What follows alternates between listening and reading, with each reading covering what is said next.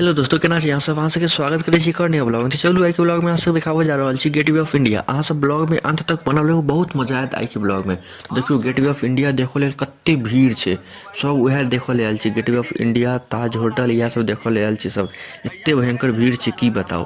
तो हम मुंबई दर्शन वाला बस में बैस के आयल छियै, तो ओकर ब्लॉग हम डालि देने छी, अहाँ सब जाकर जरूर देखब। ओहो बस बहुत मस्त ब्लॉग छै।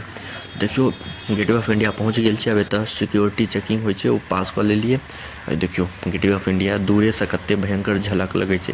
आ तते भयंकर भीड़ छै की बताओ। इम्हर दुनू देखियो ताज होटल नवका पुरनका, इम्हर सब में कचरा वचरा सब फैलल छै। ई देखियो ताज होटल, ताज कहै छै गेटवे ऑफ इंडिया दूरे से कते पैघ लागि रहल छै, एकदम भयंकर। एकर फीले अलग छै। ताज होटलों के देख के तो फीले अलग छै। मोबाइल पर देखे छलिए, टीवी पर देखे छलिए, आई आँख के सामने में देख रहल छी। की बताओ अहाँ सबके, हम बयान नहीं कऽ सकै छी एते भयंकर। नवका वाला, ई पुरना वाला देखियो। ई नवका वाला छै 22 मंजिल के, पुरना वाला छै 7 मंजिल के। आई गेटवे ऑफ इंडिया एते भीड़ छै, बुझियो लोग रोज अबै छै घूमऽ लेल। तते आदमी सब घूमऽ ले अबै छै, तते सब फेमस छै ना gateway of India, Taj hotel सब, की बताओ। देखो में एक नंबर छै, बहुत नीक छै। देखियो बाँस सब लागल छै, पता नहीं लगे रिपेयरिंग होइ छै कि की होइ छै, किछु काज भऽ रहल छै। पर तें बाँस सब, लोहा के ओतय रॉड सब लागल छै, किछु काज भऽ रहल छै। देखियो अपन आँखि से देखलिए, पहली बेर हम एलिए देखऽ लेल, पहली बेर हम देख रहल छी। फर्स्ट एक्सपीरियंस है हमर, बता नहीं सकै छी, एते भयंकर लागि रहल छै, की गर्दा लागि रहल छै। अब चलो हम जा रहल छी वोटिंग पर। वोटिंगो के पाइ लेलकै बस वाला सब।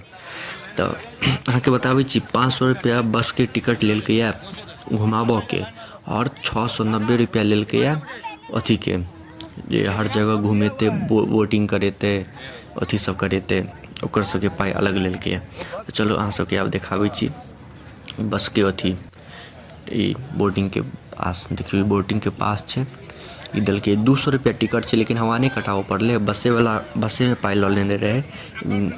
700 रुपया मान के चलियो ना, राउंड फिगर। जतऽ जतऽ घुमाबऽ ले लऽ जेतै ना, तो सब पहले 700 रुपया लऽ लेलकै। कतौ हमरा सबके टिकट नहीं कटाबऽ पड़तै, वएह कटा के देतै। देखियो 200 रुपया के बस अथी बोटिंग के पास छै, सब लाइन में लागल छै। देखियो वोटिंग हेतै, तो अहाँ सबके सब चीज देखायब। अहाँ सब अंत तक बनल रहू। एक ब्लॉग में कैप्चर नहीं हैत, बहुत लंबा ब्लॉग बन जायत, तें छोट छोट ब्लॉग हम डालब 5-5 मिनट के, वो देखो में नीक लागत, मजा आयत। इम्हर देखियो कते पैघ छै, अथी सब लागल छै, लोहा के, बाँस अथी सब लागल छै, किछु रिपेयरिंग होइत हेतै। देखियो कते भीड़ सब छै। तो हम वएह कहै छलहुँ, छोट छोट ब्लॉग डालब जे अहाँ सबके देखो में नीक लागत। तो अहाँ सब सब्सक्राइब कऽ के राखू, कैगो पार्ट में एतै ई ब्लॉग, और पूरा मुंबई दर्शन अहाँ सबके करायब, बहुत नीक लागत ई चैनल पर। अहाँ सब सब्सक्राइब कऽ के राखू खाली, और बतायब हम केहन वीडियो बनाबै छी। मैथिली में बजै छी ओ नीक लगैया, या फिर हिंदी में बाजू, हम हिंदियो में बाजि सकै छी। जेना अहाँ सबके नीक लागे से बताउ। तो देखियो वोट आबि गेल छै, आब एहि पर चढ़ऽ के बारी छै। लाइन में हम सब लागल छियै, इएह वोट पर चढ़बै, आ ओहिके बाद जेबै समुद्र में। अरब सागर एकरा कहै छै, अरब सागर के बीच में जेबै। तो चलू फर्स्ट एक्सपीरियंस हम बतायब मुंबई के नाव पर चढ़ऽ के। ओहिसँ पहले तो हम चढ़ने छियै, लेकिन एतऽ मुंबई के हम बतायब। देखियो कते भयंकर छै, कते पैघ छै से, एते भयंकर छै बता नहीं सकै छी। हम अपन आँखि से देख रहल छी, अहाँ सबके हमरा पता नहीं है जे मोबाइल पर केहन लागि रहल है देखऽ में।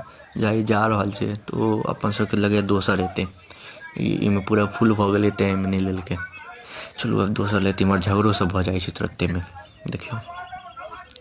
तो अपन आँखि से देख रहल छी। अहाँ सबके कहैत छी, अगर अहाँ सब मुंबई नहीं आयल छी तऽ एक बेर जरूर आयब, बहुत नीक लागत।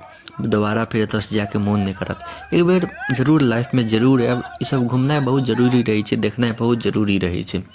तो देखियो इएह नाव में, नाव में चढ़बै, बोटिंग करबै। देखियो अब अंदर जेबै, इएह छै गेटवे ऑफ इंडिया। बहुत मस्त फर्स्ट एक्सपीरियंस, सबसे बढ़िया एक्सपीरियंस होइ छै।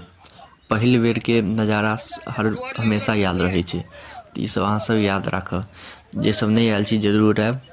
अहाँ सब आगाँ के पार्ट के लेल सब्सक्राइब कऽ के राखू।